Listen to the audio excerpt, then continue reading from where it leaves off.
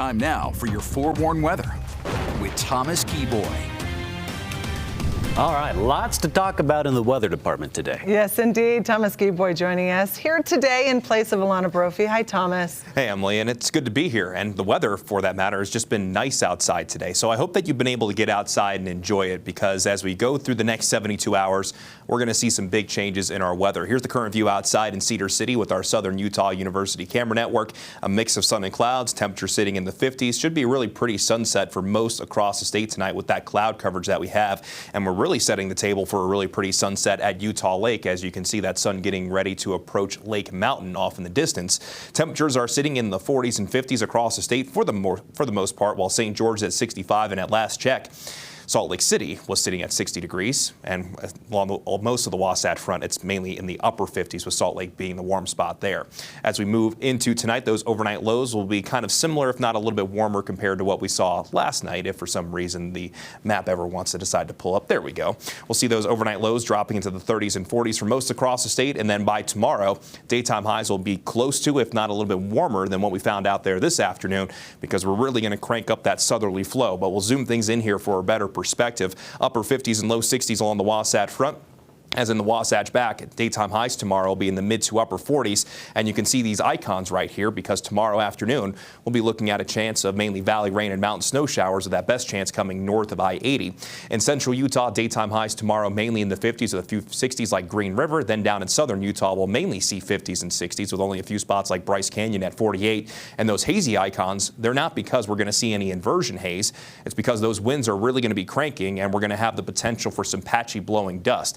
Here's a look at the forewarned radar, where things have been mostly quiet today. We are seeing a few showers up around Park Valley and through northeast Nevada. There's a cold front approaching from the west, and by tomorrow, that's what's going to give us that decent chance of wet weather north of I-80. But there's an even stronger storm system taking shape in the Pacific Northwest, and by Saturday, that's going to be the strong storm system that moves across the Beehive State to give us a good chance for widespread wet weather across the board.